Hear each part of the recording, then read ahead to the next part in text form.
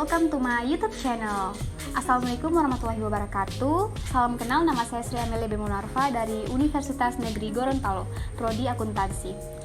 Nah, di kesempatan kali ini, saya akan membawakan materi mengenai rekonsiliasi fiskal. Sebelum kalian mempelajari apa itu rekonsiliasi fiskal, ada baiknya kalian mengetahui dulu, ada dua jenis laporan keuangan yang ada di Indonesia. Yang pertama itu yaitu laporan keuangan komersial adalah laporan yang disusun berdasarkan standar akuntansi atau SAK. Yang kedua adalah laporan keuangan fiskal adalah laporan yang disusun sesuai peraturan pajak untuk kepentingan perhitungan pajak. Nah, karena ada perbedaan ini, maka kita sebagai perusahaan harus membuat namanya rekonsiliasi fiskal. Oke, pembahasan kita kali ini terdiri dari yang pertama itu pengertian rekonsiliasi fiskal, yang kedua penyesuaian fiskal beda tetap dan beda waktu, yang ketiga koreksi fiskal positif dan koreksi fiskal negatif, yang keempat PPh terhitung, PPh terutang, yang kelima PPh kurang atau lebih bayar. Penasaran kan seperti apa penjelasannya? Yuk kita simak penjelasannya berikut ini. Rekonsiliasi fiskal adalah salah satu cara untuk mencocokkan perbedaan yang terdapat dalam laporan keuangan komersial yang disusun berdasarkan sistem keuangan akuntansi dengan laporan keuangan yang disusun berdasarkan sistem fiskal. Rekonsiliasi fiskal ini juga merupakan proses penyesuaian antara laba akuntansi komersial dengan laba yang dianggap sesuai dengan peraturan perpajakan untuk menghasilkan PPh terutang sesuai aturan pajak. Jadi timbul pertanyaan nih di sini, kapan sih rekonsiliasi fiskal ini dilakukan? Yaitu saat dimana pada akhir periode pembukuan. Apa penyebabnya terjadi rekonsiliasi fiskal ini? Penyebab terjadinya rekonsiliasi fiskal ini biasa kita sebut dengan perbedaan di mana terdapat dua perbedaan. Yang mana perbedaan yang pertama itu adalah beda tetap. Rekonsiliasi fiskal beda tetap terjadi ketika terdapat transaksi yang diakui oleh wajib pajak sebagaimana penghasilan atau biaya yang sesuai dengan standar akuntansi keuangan. Namun, menurut ketentuan perpajakan transaksi tersebut, bukanlah penghasilan atau biaya. Beda tetap merupakan perbedaan antara laba kena pajak dan laba akuntansi sebelum pajak yang timbul akibat transaksi yang menurut UU Perpajakan tidak akan terhapus dengan sendirinya pada periode lain. Untuk itu, contohnya perbedaan tetap ini penghasilan kena PPh final, PPh pasal 2 ayat 4, kemudian sistem akuntansi dengan sistem perpajakan. Nah, yang kita masuk yang kedua yaitu beda waktu. Rekonsiliasi fiskal beda waktu terjadi karena adanya perbedaan waktu secara sistem akuntansi dengan sistem perpajakan. Jadi, dalam hal ini, transaksi menurut akuntansi komersial dan pajak sama, namun yang membedakan adalah waktu alokasi biaya. Contoh perbedaan waktu ini meliputi penyusutan dan amortisasi, penilaian persediaan, kompensasi kerugian fiskal, dan laba selisih kurs. Dalam rekonsiliasi fiskal, terdapat koreksi fiskal positif dan koreksi fiskal negatif, yang pengertiannya diurai di bawah ini. Yang pertama itu, koreksi fiskal positif. Koreksi fiskal yang mengakibatkan laba fiskal bertambah atau rugi fiskal berkurang sehingga laba fiskal lebih besar dari laba komersial atau rugi fiskal lebih kecil dari rugi komersial. Yang kedua, koreksi fiskal negatif yang mengakibatkan laba fiskal berkurang atau rugi fiskal bertambah sehingga laba fiskal lebih kecil dari laba komersial atau rugi fiskal lebih besar dari rugi komersial. Bagaimana sih tahapan dalam rekonsiliasi fiskal? Ada pun langkah-langkah yang perlu ditempuh untuk melakukan rekonsiliasi fiskal ini, yaitu yang pertama harus mengenal lebih dulu penyesuaian fiskal yang diperlukan. Yang kedua, menganalisa elemen penyesuaian untuk menentukan pengaruhnya terhadap laba usaha kena pajak. Yang ketiga, mengoreksi fiskal dengan memantau angka koreksi fiskal negatif dan positif. Yang terakhir, menyusun laporan keuangan secara fiskal sebagai lampiran SPT tahunan pajak penghasilan. Kita masuk pada PPh terutang. Rumus PPh terutang, menurut UU nomor 36 tahun 2008, terdapat persentase khusus untuk menghitung tarif pajak penghasilan tergantung dari jumlah penghasilan kena pajak yang diperoleh. Rumusnya itu penghasilan kena pajak kali tarif PPh badan. Jadi untuk PP pribadi ini 5% dari penghasilan kena pajak untuk penghasilan hingga 50.000 per tahun. 15% dari penghasilan kena pajak untuk penghasilan di atas 50.000 hingga 250.000 per tahun. 25% dari penghasilan kena pajak untuk penghasilan di atas 250 juta hingga 500 juta per tahun. 30% dari penghasilan kena pajak untuk di atas 500 juta per tahun. Perhitungan ini hanya berlaku untuk wajib pajak yang sudah memiliki NPWP.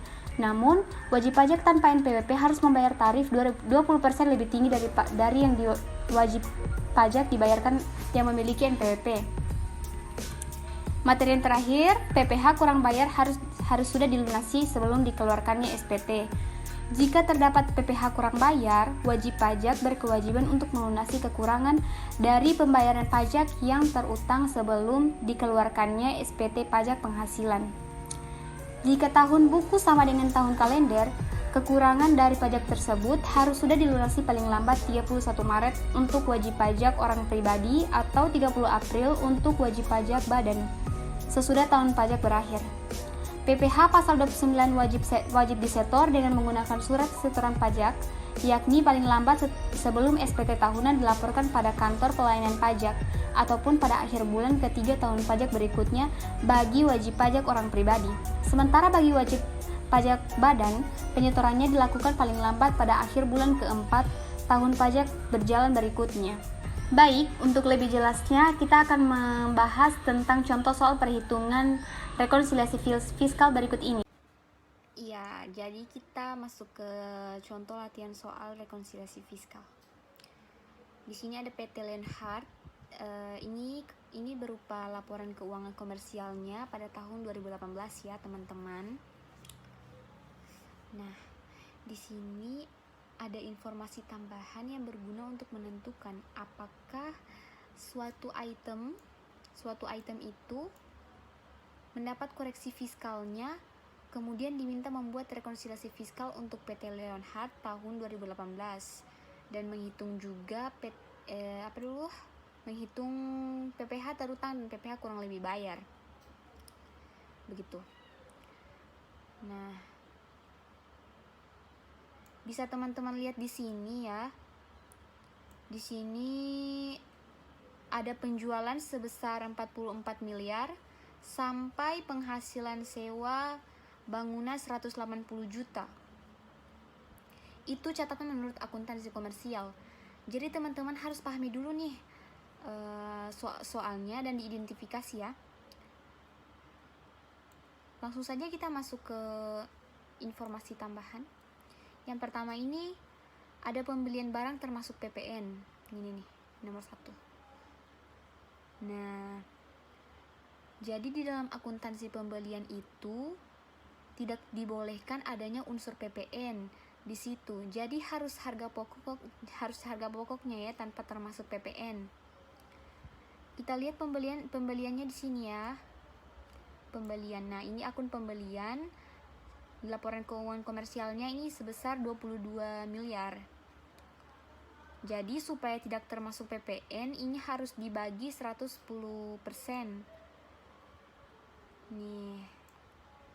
Ini kan harus dibagi 110% sehingga menghasilkan 20 miliar. Jadi yang kita koreksi itu sebesar 2 juta. Kemudian sudah paham kan? Kemudian lanjut ke soal kedua. Ini ada penjualan termasuk PPN. Jadi di dalam laporan keuangan fiskal tidak boleh memasukkan unsur PPN seperti yang sudah saya bilang tadi. Jadi ini harus pembelian pokoknya ya. Di soal ini tadi ada 44 miliar. Nah, 44 miliar ini dibagi 110 sebagaimana yang soal pertama tadi. Kita lihat di sini. Nah, ini jawabannya ini penjualan dibagi 110 menjadi 40 miliar. Jadi yang kita koreksi di sini 4 miliar. Dikoreksi fiskalnya itu 4 miliar. Kemudian masuk soal ketiga, ini dalam beban gaji dan tunjangan ada pemberian kepada karyawan dalam bentuk bahan makanan seharga 125 juta. Nah, jadi bahan pangan ini bentuknya barang ya, jadi termasuk natura. Jadi natura itu tidak boleh dibebankan menurut pajak, jadi harus dikoreksi nih 125 jutanya. Maka 1.900.000-nya itu kita koreksi. Nah ini nih beban gaji dan tunjangan. Ini biaya beban gaji dan tunjangan ini kita koreksi jadi 125 juta. 125 juta di fiskal, kemudian di laporan keuangan komersialnya itu 1.775 juta. Seperti itu. Oke, kita masuk ke nomor 4. Ini beban baju seragam merupakan seragam bagi karyawan security. Nah, karena itu untuk security, jadi seragam merupakan hal wajib bagi security, berarti boleh dibebankan. Teman-teman juga bisa lihat atau search di internet mengenai apa saja yang bisa dibebankan oleh natura. Salah satu yang bisa dibebankan itu termasuk seragam security ya. Nah, jadi kita lihat di sini nih, di beban biaya security. Baju seragam security. Ini berarti tidak perlu dikoreksi karena itu memang diperlukan oleh security ya. Jadi tidak perlu dikoreksi. Oke, kita masuk ke nomor 5. Uang pengganti pengobatan dibayarkan dengan sistem reimbursement atau pengganti uang. Jadi karena di informasi pemberiannya reimbursement, maka itu berupa uang. Jadi ini boleh dibebankan ke perusahaan. Yang artinya ini tidak perlu kita koreksi lagi ya. Karena dia boleh dibebankan ke perusahaan. Jadi kalau pemberiannya berupa uang itu tidak perlu dikoreksi lagi. Kecuali dia ada pemberian barang langsung atau jasa atau dokternya langsung yang datang, itu sudah termasuk kenikmatan. Jadi dia harus dikoreksi kalau seperti itu. Kalau cuman diberikan uang langsung itu tidak perlu dikoreksi. Masuk nomor 6. Piutang yang nyata-nyata tidak dapat ditagih dan memenuhi persyaratan fiskal adalah sebesar 150 juta. Jadi cadangan kerugian piutang tertagih. Padahal menurut fiskal, kalau yang sifatnya pencadangan itu tidak boleh dibebankan oleh fiskal. Maka mana cadangan? Nah, ini cadangan kerugian piutang tak tertagih. Jadi, maka 216 ini dikurangi 150. Jadi yang kita koreksi ini ada 66 juta. Di fiskal, di komersialnya 150 juta. Kemudian masuk soal nomor 7, ini ada harga perolehan gedung kantor 900 juta, umur manfaat 30 tahun, termasuk kelompok bangunan permanen metode garis lurus. Nah, jadi pada fiskal kalau untuk gedung atau bangunan hanya 20 tahun. Maka penyusutan secara fiskal itu menjadi 900 juta dibagi 20 tahun ya. Maksudnya. Ini apa tadi tuh? Gedung atau bangunan, biaya gedung atau bangunan.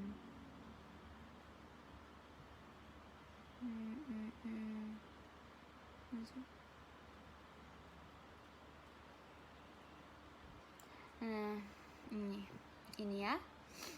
Jadi dia di gedung atau bangunan 900 juta itu dibagi 20. Jadi hasilnya 45 juta di komersial. Yang kita koreksi ini ada 15 juta.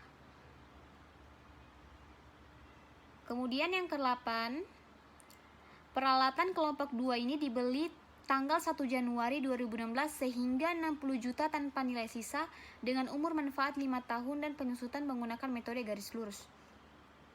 Jadi penyusutan peralatan kita cari nih di sini.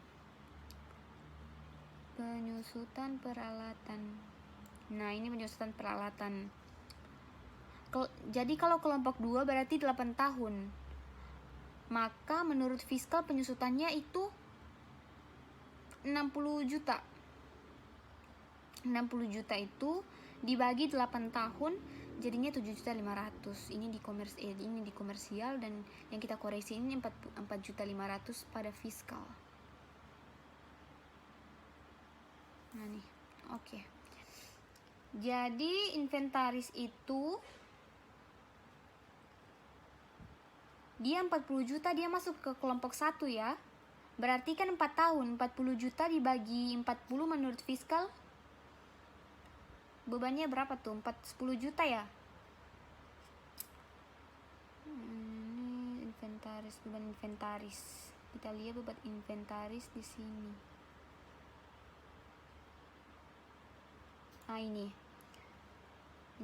penyusutan inventaris ya. Jadi di sini 10 juta dicatat pada ini komersial. Yang kita koreksi itu ada 5 juta. Oke, transaksi yang ke-10. Jadi sanksi administrasi perpajakan merupakan bunga yang dibayar atas keterlambatan pembayaran pajak. Jadi apapun jenis sanksinya itu, baik itu bunga menurut fiskal atau UPPH, itu tidak boleh dibebankan. Maka kita harus koreksi ya. Menjadi 9.600.000.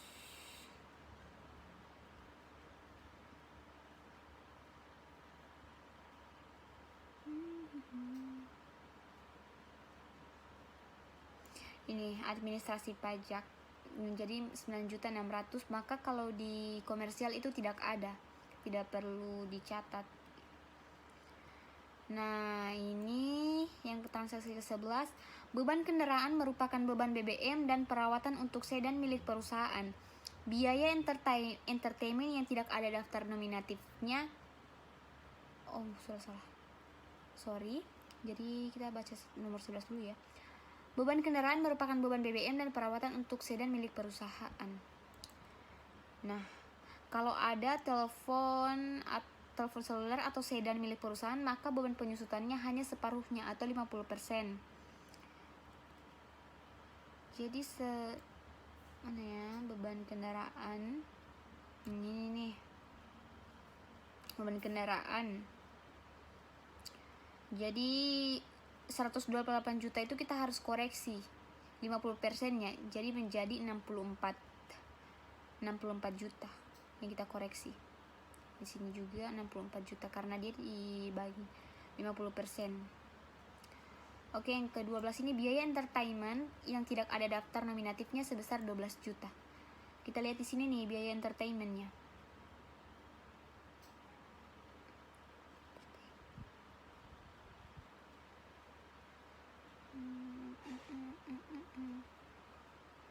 Nah ini biaya entertainment. Seperti yang kita lihat di soal beban entertainment sebesar 5 juta, namun yang boleh dibebankan itu yang ada daftar nominatifnya. Di sini disebut yang tidak ada daftar nominatifnya sebesar 12 juta. Maka itu yang harus kita koreksi ya.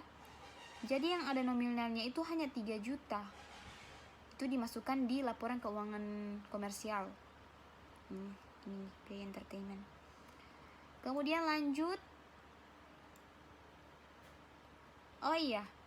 Nah, untuk nomor 13, 14 dan 15 ini itu bukan termasuk dikoreksi lagi, tapi termasuk pada perhitungnya. Nah ini nih nomor 2, hitunglah PPh terutang dan PPh kurang atau lebih bayar. Oke. Nah kita lihat di soal lagi ada yang namanya penghasilan luar usaha ini. Penghasilan luar usaha yang pertama itu penghasilan bunga deposito. Nah ini penghasilan luar usaha, ada penghasilan bunga deposito. Kalau bunga deposito itu dikenakan PPh final, maka itu termasuk penghasilan yang dikoreksi, karena penghasilan yang dikoreksi itu ada 2 PPh final dan penghasilan yang bukan wajib pajak. Jadi penghasilan bunga deposito ini termasuk PPh final. maka kita koreksi semuanya sehingga menurut fiskal itu bukan penghasilan. Mana ya? Ini beban bunga. Sorry. Yang ini nih, yang terakhir. Penghasilan bunga deposito. Kita lanjut yang kedua, penghasilan dividen saham 20%. Nah, ini tidak perlu kita koreksi ya, karena ini kan masih di bawah 25% untuk PT, kecuali kepemilikannya 25%, itu akan kita koreksi. Jadi yang penghasilan dividen saham ini tidak perlu kita koreksi. Ini nih, di sini. Tidak perlu kita koreksi ya, di koreksi fiskal itu tidak ada. Lanjut, penghasilan sewa bangunan. Penghasilan sewa bangunan atau tanah itu termasuk pajak final, maka harus dikoreksi semuanya sehingga menurut fiskal itu tidak ada penghasilan. Nah, kita lihat di sini nih, ini sebesar 180 juta. 180 juta. Nah, jadi di sini 180 juta, di komersialnya tidak ada penghasilan. Nah, di sini ada kompensasi kerugian. Kompensasi kerugian ini sebesar 500 juta. Seperti yang kita ketahui, bisa dikompensasikan ke 5 tahun mendatang. Sisanya ini 16.674.500. Nah, masuk ke perhitungan ya, masuk ke perhitungan pajaknya. Ini kan PT ya, kita kan lihat omsetnya 40 miliar. Maka dia berada pada kategori lebih dari 4,8 M, kurang dari 5,8 M. Kalau kurang dari 4,8 M itu, maka teman-teman pakai PP setengah persen dari omsetnya. Kalau di atas 50 miliar, kita kalikan saja dengan tarifnya sebesar 25%. Oke, karena ini di antara 4,8 dan 5,8 miliar akan diberikan fasilitas. Nih fasilitasnya. Fasilitasnya sebesar 4,8 miliar dikalikan dengan omsetnya. Jadi yang dapat fasilitasnya itu hanya 2 miliar bla bla bla bla. Nah, dari 2 miliar itu dikalikan tarif 50% kali 25% kali 22 miliar. Hasilnya ini 250 juta 117.500. Yang dapat fasilitas pajaknya. Ini yang dapat fasilitas pajaknya ya. Sisanya ini berarti 16.674 dikurangi 2 miliar dikalikan 25%. Nih, kan ini udah ada ini. Bukan 16 ya, sorry, itu 17. 17.174.500 dikali 25 dikalikan 25% dikurangi 2 miliar. Ini hasilnya ini nih, 3 miliar 793. Yang tidak dapat fasilitasnya fasilitas pajak itu totalnya ini 4 juta ini 4.043.507. Nah, ini dikurangi dengan yang ini 600 juta, 500 juta dikurangi ini. Dikurangi ketiga ini.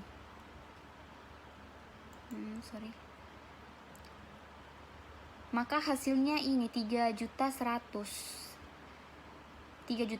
miliar, maaf. 3 miliar dan PPh kurang bayarnya. Ini 943.507.500. Itu yang akan dibayarkan nanti. Yang ini. Kan? Yang ini yang sisa bayarnya ya.